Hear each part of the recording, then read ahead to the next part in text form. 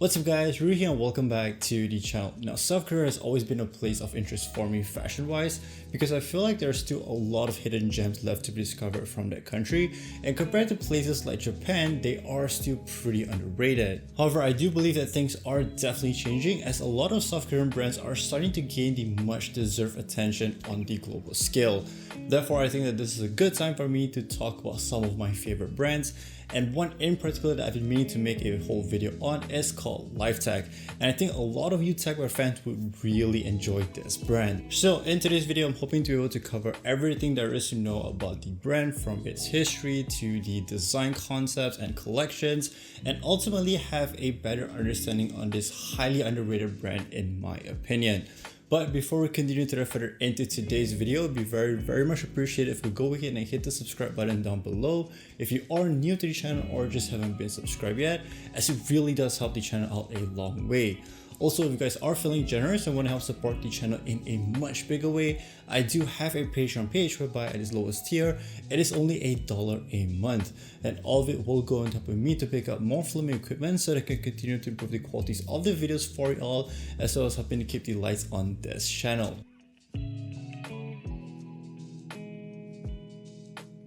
From a social media standpoint, they are a relatively unknown brand. With just shy of over 4,000 followers on Instagram, you might think that this is just another run-of-the-mill brand, but don't let their smaller following fool you, because the stuff that they're putting out is comparable or on the same level with some of the major functional wear brands in the game. And that's because they are actually a label under a much bigger outdoor brand from South Korea, Sport. Established in 1973, Sport is one of South Korea's very first outdoor brands, and they mainly focus on hyper-performance garments that are meant for the extreme weather conditions that you would find up in the Alpines and Antarctica. They have been a part of numerous outdoor expeditions, and being in the industry for 50 years by now, they definitely do have the experience and knowledge when it comes to producing high-end functional gear. A fun little fact regarding the brand name LTEKS, it actually pays homage to one Sport's coolest project that they started back in 2006 that aims to encapsulate and showcase the brand spirit of innovation and concept perfection in garment technology. The entire project actually consists of only one jacket that they have been conducting continuous R&D on, giving birth to a total of 9 versions across the years, and the goal here is to create the ultimate outdoor survival jacket that's capable of not only protecting the user from the extreme environment, but also equipping them with safety related emergency functions to help increase the chances of survivability in the event of an accident. Not only did they utilize the very best fabric technology and material available at the time, but throughout the different versions, you get to see how much they try to push the boundaries of garment technology. From having a built-in medical kit, emergency ropes, thermal insulation blankets, to much more complex features like an LED light system that's capable of producing Morse codes, and even a wind turbine generator that's capable of charging electronic devices. 14 years later, in 2020, this new label was created using the same name. But while everything up to this point was primarily designed for the outdoor survivability, this new LTEKS aims to approach garment design from a more city setting by creating pieces that are more suited for the everyday commute around urban environments, as you would notice this kind of major shift in aesthetic that focuses more on everyday wear. During an interview with Tech Hunter, the creative director of LTEKS, Jia explained the brand's design philosophy really well, and I think it is also a very accurate way on describing functional clothes in general. LTEKS proposes an essential product with a practical yet aesthetic design and adds functional details, delicate finishes, and stylish silhouette to create urban performance wear that modern people can wear regardless of time, place, or environment. The most important part is to observe the daily lives of people living in various cities, to incorporate features that help people perform activities in their daily lives, and to experimentally fine-tune materials, design, and applying technologies.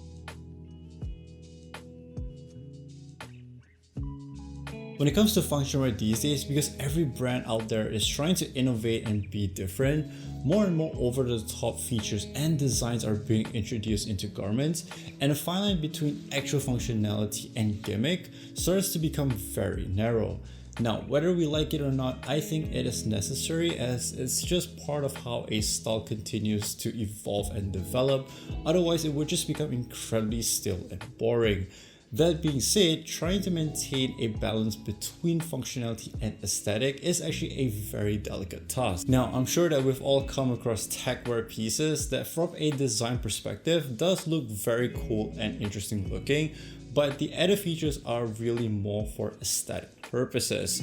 And I think for this reason, I really like LTEKS, because unlike many brands out there that kind of focuses a lot more on aesthetic these days, they are still one of those rare brands that fundamentally look at clothes as a form of protection.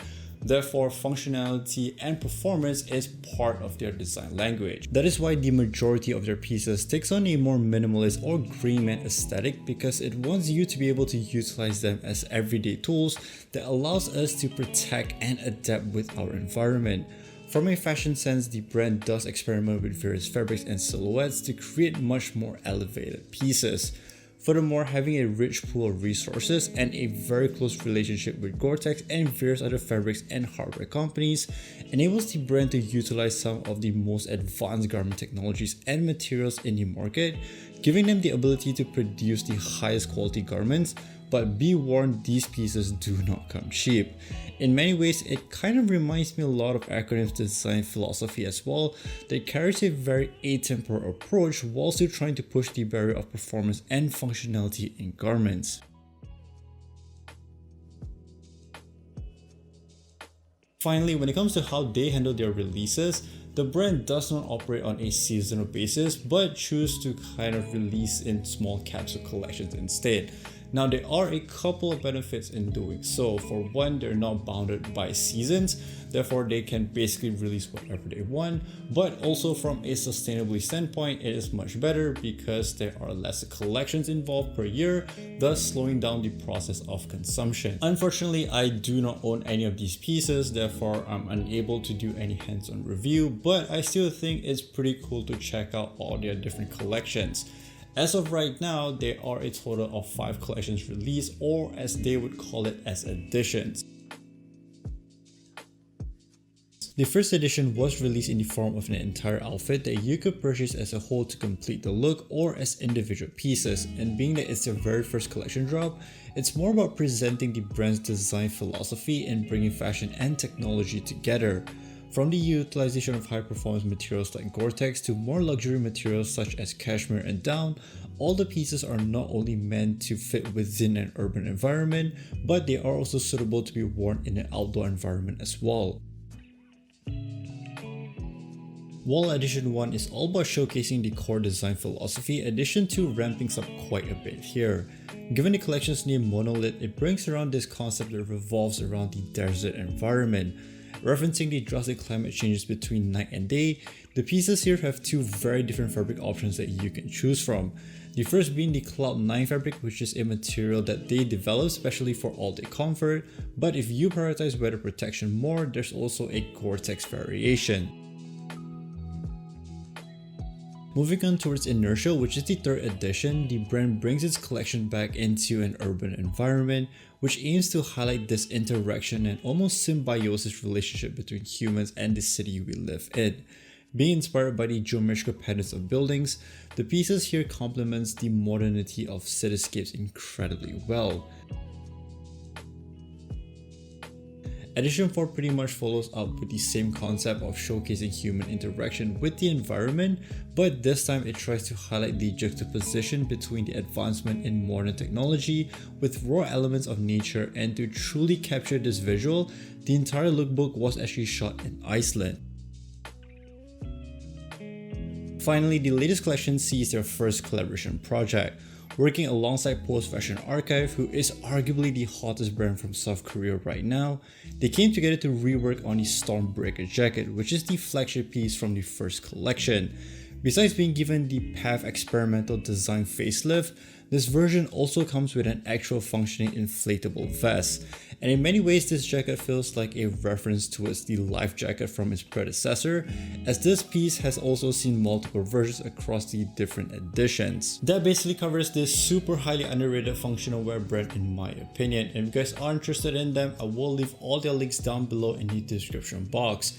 What are your thoughts on LTEKS, or have you heard about them? Do let me know down below in the comment section. If you have watched all the way to the again, thank you guys so incredibly much, and don't forget to give this video a thumbs up if you did enjoy watching it. Once again, if you guys are new to the channel or just haven't been subscribed yet, please do me a favor and hit the subscribe button down below, as it's these little things that really help to push the channel out to more people. That's all I have for today's video. Please do stay safe out there, and I'll catch you all in the next one. Peace out.